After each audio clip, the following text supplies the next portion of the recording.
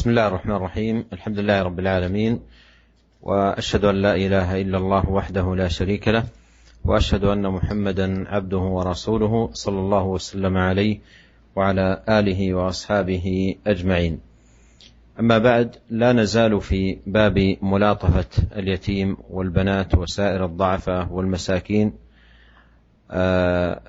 ومر معنا في هذه الترجمة جملة من الأحاديث تتعلق بذلك، وبلغنا إلى الحديث السابع في هذه الترجمة، حديث أبي هريرة رضي الله عنه عن النبي صلى الله عليه وسلم أنه قال: شر الطعام طعام الوليمة، يمنعها من يأتيها ويدعى إليها من يأباها، ومن لم يجب الدعوة فقد عصى الله ورسوله. رواه مسلم. وفي رواية في الصحيحين عن أبي هريرة من قوله: بئس الطعام طعام الوليمة، يدعى إليها الأغنياء ويترك الفقراء. والمراد بالوليمة أيها الإخوة المستمعون في هذا الحديث أي طعام العرس. وطعام العرس الذي يدعى إليه الناس بمناسبة العرس واجب الإجابة دون غيره من الأطعمة، لأنه قال: ومن لم يجب الدعوة فقد عصى. والمعصية لا تذكر إلا فيما هو واجب، المعصية لا تذكر إلا فيما هو واجب. والشاهد ما جاء في الحديث من حث على دعوة الفقراء والمساكين إلى الوليمة، لأنهم هم الأحوج. أما الأغنياء فإن عندهم من المال والغنى ما ليسوا بحاجة إلى هذا الطعام إلا من باب المشاركة. أما الفقير فإنه إذا شارك يشارك لحاجة به إلى الطعام. فجاء الحث على دعوة الفقراء. وإخبار النبي عليه الصلاة والسلام بأنه شر الطعام وتعليل ذلك يدل على أهمية دعوة الفقراء إلى وليمة العرس، بخلاف واقع كثير من الناس أنه يمنع الفقراء منها، بمعنى لا يدعوهم إليها ويدعو إليها الأغنياء. قال: يمنعها من يأتيها ويدعى إليها من يأباها. والحديث كما أوضحت يتعلق بوليمة العرس، وأن إجابة هذه الدعوة واجبة، لكن بين أهل العلم أن وجوب إجابة هذه الدعوة متوقف على شروط. الأول أن يكون الداعي مسلما، فإن لم يكن مسلما لم تجب إجابة دعوته. فلو فرض أن الداعي مثلا كافرا جازت إجابة دعوته إذا كان القصد منها دعوته إلى الإسلام وتأليف قلبه للدخول في هذا الدين. والشرط الثاني أن يكون مال الداعي حلالا. أما إذا كان مثلا معروف عنه مثلا أنه بائع خمور مثلا، أو أشياء محرمات، أو أمواله يعني إنما هي من كسب الربا المحرم أو نحو ذلك، فهذا لا تجب إجابة دعوته، وإنما تجب الإجابة إذا لم يكن المال حرام. ولا يبحث الإنسان في مال من دعاه، ليس هذا معناه أن تبحث في مال من دعاك، ولكن إذا كان شيئا معروفا وشيئا ظاهرا في تعامل الرجل، المعاملة المحرمة في شيء ظاهر وبارز. أما أن تبحث فهذا ليس لك أن تفعل ذلك، ولم يأتي ما يدل على يعني مشروعية البحث أو جواز البحث. والأصل أن تحمل الأمور على السلامة، فإذا تبين وظهر شيء من ذلك فإن الإنسان لا يجيب الدعوة. الأمر الثالث ألا يكون في الدعوة نفسها منكر، لا تكون قائمة على منكرات، فإذا كان فيها منكرات فلا تجب الدعوة إلا إذا كان المدعو قادرا على تغيير المنكر، إلا إذا كان المدعو قادرا على تغيير المنكر. والشرط الرابع لإجابة الدعوة أن يعين المدعو بالدعوة، لا أن تكون دعوة عامة. الدعوة العامة لا يلزم منها إجابة كل فرد، لكن تعيين المدعو إذا جاء إليك أو اتصل بك وقال يا فلان أدعوك لوليمة عرس عندنا في الوقت الفلاني، ففي مثل هذه الحالة تجب الدعوة بالشروط السابقة. والذي يتعلق بهذا الحديث، هذه الترجمة، هو العناية بالفقراء في مثل هذه المناسبات لأنهم هم الأحوج. Bismillahirrahmanirrahim. Alhamdulillah, segala puji bagi Allah Subhanahu wa taala, Rabb semesta alam. Aku bersaksi bahwasanya tidak ada sesembahan yang berhak disembah kecuali Allah. Tidak ada sekutu baginya, dan aku bersaksi bahwasanya Muhammad adalah hamba dan juga utusannya.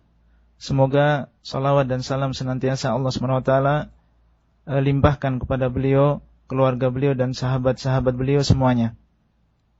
Para pendengar yang dimuliakan oleh Allah Subhanahu wa taala, masih kita bersama bab berlemah lembut kepada anak-anak yatim dan juga anak-anak perempuan dan orang-orang yang lemah dari kalangan kaum muslimin, dan juga berbuat baik kepada mereka.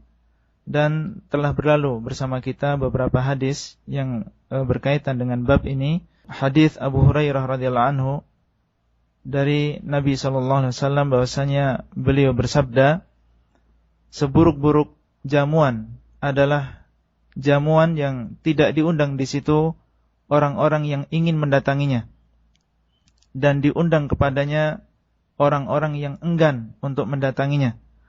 Dan barang siapa yang tidak memenuhi undangan, maka sungguh dia telah berbuat maksiat kepada Allah dan Rasulnya. Hadis ini diriwayatkan oleh Imam Muslim. Kemudian di dalam riwayat yang lain, di dalam Sahihain dari Abu Hurairah radhiyallahu anhu, bahwasanya Rasulullah sallallahu alaihi wasallam bersabda, seburuk-buruk makanan adalah makanan walimah yang diundang kepadanya orang-orang kaya dan tidak diundang orang-orang fakir, ya orang-orang miskin. Para pendengar yang dimuliakan oleh Allah Subhanahu wa taala, yang dimaksud dengan al-walimah di dalam hadis ini adalah walimatul urs, yaitu undangan pernikahan. Dan memenuhi undangan pernikahan ini adalah hukumnya wajib. Dan Rasulullah SAW di dalam hadis ini mengatakan bahwasanya barang siapa yang tidak memenuhi undangan, yang maksudnya adalah undangan pernikahan, maka sungguh dia telah berbuat maksiat kepada Allah dan Rasulnya. Ini menunjukkan kepada kita tentang wajibnya memenuhi undangan pernikahan. Kemudian di dalam hadis ini ada anjuran kepada kita semua untuk mengundang juga orang-orang fuqara, ya orang-orang yang lemah, orang-orang yang fakir, karena mereka ini lebih butuh ya untuk kita undang, karena mereka karena mereka ini lebih butuh untuk kita undang daripada orang-orang yang kaya. Dimana kalau orang kaya ini mereka sudah cukup, ya sudah memiliki kecukupan dalam masalah makanan, dalam masalah minuman, sehingga mereka tidak terlalu butuh.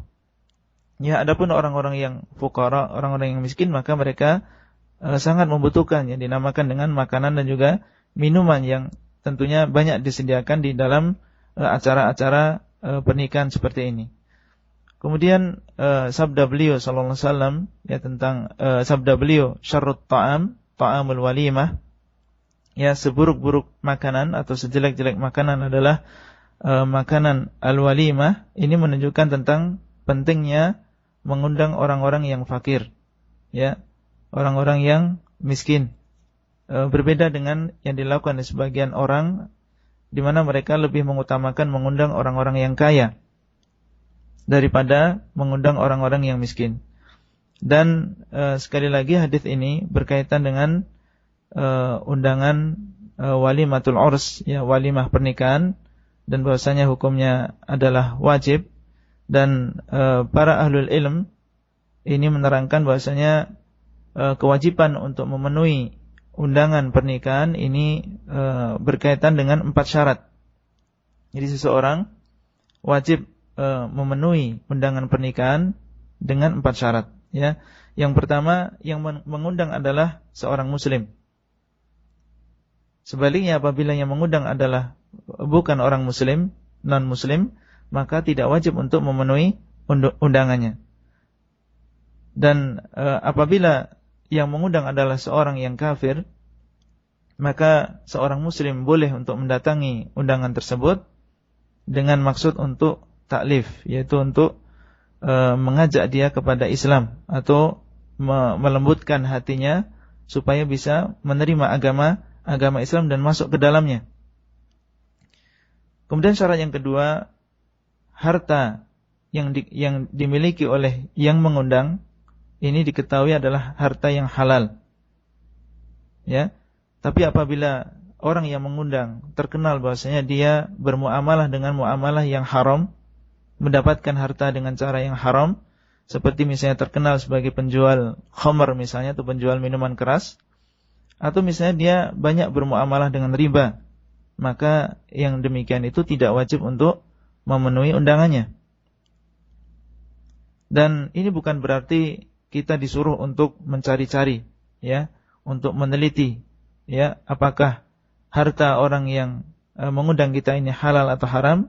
Bukan maknanya demikian. Akan tetapi kalau sesuatu itu adalah sesuatu yang zahir, ya, orangnya sudah memang terkenal demikian, ya, mata pencahariannya adalah mata pencaharian yang haram, maka dalam keadaan demikian kita tidak boleh mendatanginya, ya, tidak boleh kita mendatanginya. Jadi dan di sana tidak ada dalil satupun yang mengajak kita atau mendorong kita untuk mencari-cari, ya, mencari-cari. Jadi asalnya dalam diri seorang muslim adalah as-salamah, yaitu selamatnya dia dari tuduhan.